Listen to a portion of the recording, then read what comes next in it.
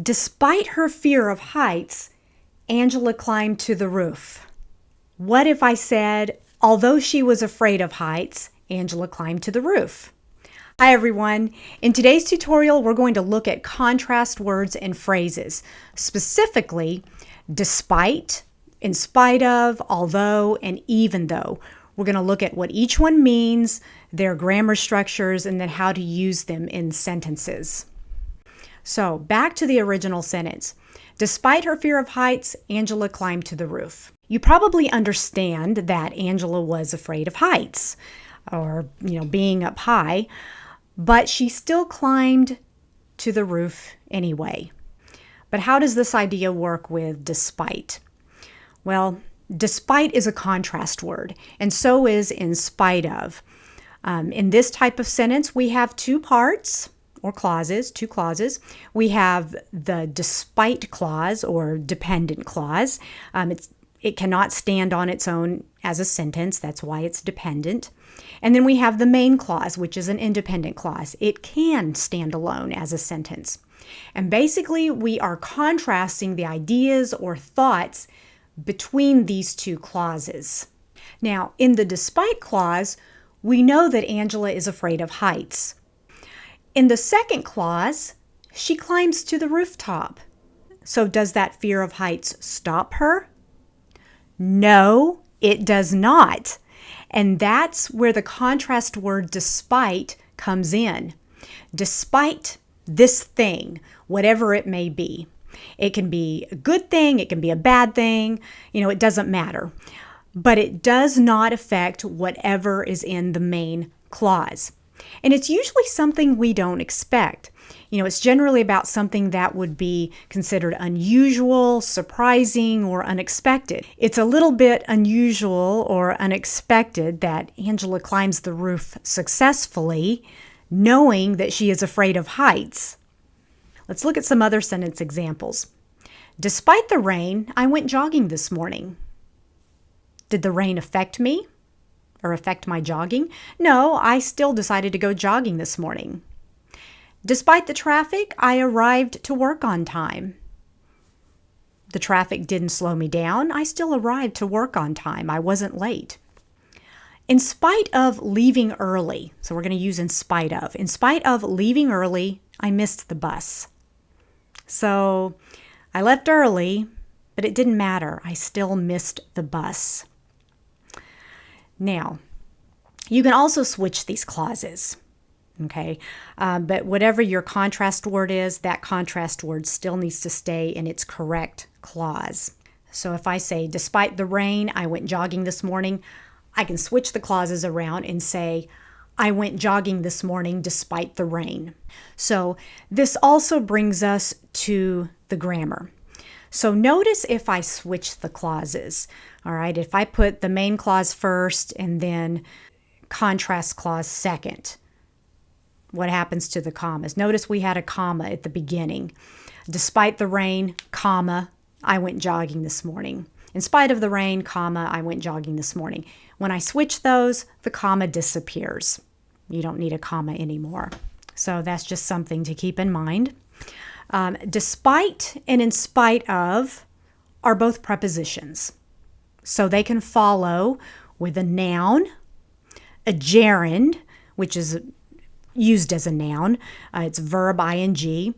Or you can follow with a clause, with a relative pronoun and a clause. So let's look at some examples for these. Number 1, despite health challenges, Marie completed her degree. So after despite, we have the noun, challenges, or you could just include health challenges. Let's look at the second. In spite of the fact that he worked hard, he didn't get an A in the class. So after in spite of, we also have a noun, fact. Now it's very common for people to say, in spite of the fact that, and then they follow with some kind of a clause. Because we normally don't say, in spite of he worked hard. No, that is not correct. You do not put a pronoun, third person pronoun like this after despite or in spite of. You need a gerund or a noun. But you can say, in spite of the fact that he worked hard. Despite what many critics have said about the movie, I really enjoyed it. So here we have a relative pronoun after despite. We have what and the rest of the clause. Despite this is a noun clause. It's telling us what. Despite what many critics have said about the movie, despite this, whatever it is that the critics said, I really enjoyed it. So that's your relative pronoun, what, and then your clause. Let's look at the last one. In spite of arriving late, we found good seats. Here we have a gerund. In spite of, and our gerund is arriving. It's a verb form with ing, and this is also used as a noun.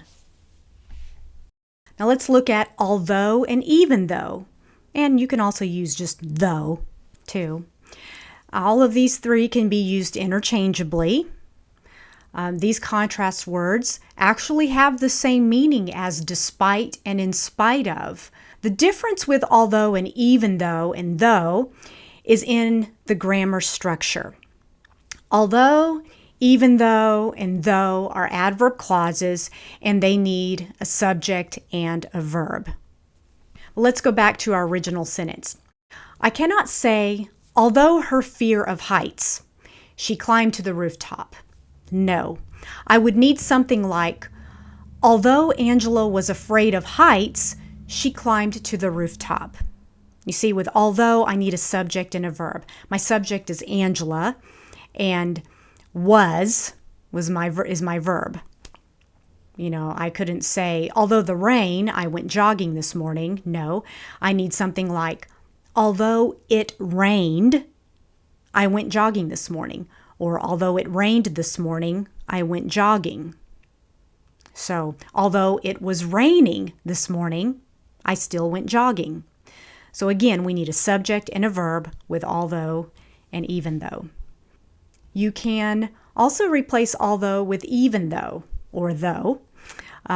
Even though it rained this morning, I still went jogging. Notice we still use commas when although, even though, and though clauses are at the beginning of a sentence. And you can also switch these clauses, just like we did with despite and in spite of. You can say, I went jogging this morning although it was raining. I went jogging this morning even though it was raining, or though it was raining. And for the most part, you can eliminate the commas, just like we did with despite and in spite of. There are some exceptions to this, but sometimes we do see a comma before although or even though when it's in the middle of the sentence. Okay, now sometimes this happens if there is a very strong contrast between the two parts of a sentence. Then we add a comma before although to separate them. Here's one example of a strong contrast. She was really sad, although she had won the championship. John wasn't wearing a coat, comma, although it was freezing. Mara hates to spend money, comma, although she is rich. Okay, so these are considered to be strong contrasts. It's almost like we're talking about opposite things here. Almost like these are opposite thoughts. Here's an example that's not a strong contrast. Ben stayed at his company, although he didn't know if he would get a promotion. But this is only something to think about if you are writing and if you're doing some formal writing and you really, are worried about this. But if you're not sure, you can just place the contrast clauses at the beginning and then always use a comma. Now let's look at some sentences to practice. So I'm going to give you 2 sentences or just 2 clauses and then the contrast word, and then we're going to try to put them together. It was raining. I walked home. And we have our contrast word, although. Where would we put although? It was raining, although I walked home, or I walked home, although it was raining. So I walked home and it was raining. So the rain didn't stop me. So I could say, although it was raining, comma, I walked home. And you could switch them as I did before. I walked home although it was raining. Let's look at the second one. The rain. I walked home. And then we have in spite of. In spite of. Now, according to our rules for despite and in spite of, we usually follow with a noun or a gerund. We have the rain. That's a noun. I would say, in spite of the rain, comma, I walked home. How about the next one? He read the entire menu. He couldn't decide what he wanted for lunch. And our contrast phrase is even though. So if we look at these two clauses, so what is the normal thing that happens here? Normally, you read a menu and then you decide what you want. But look at this. He read the entire menu. He couldn't decide what he wanted for lunch. So where do we put even though? Even though he read the entire menu, comma, he couldn't decide what he wanted for lunch. How about this last one? Being much older than the others. He won the race. And we have our contrast word, despite. So would I say, despite he won the race, being much older than the others? Or despite being much older than the others, he won the race? So here with despite, remember that we can use a gerund after despite. We wouldn't put the pronoun he. We wouldn't use a pronoun like that. So we would say, despite being much older than the others, comma, he won the race. All right, very good. So in conclusion, let's review these 3 points. Number 1, despite, in spite of, although, and even though contrast information with the main clause. Number 2, we use a comma if these clauses come at the beginning of a sentence. And number 3, you need a subject and a verb with although, even though, and though. Now, I've included a link for PDF notes in the description below, so you can use that for review. And if you just can't get enough of English grammar, check out my next video for used to and would. Happy learning, everyone!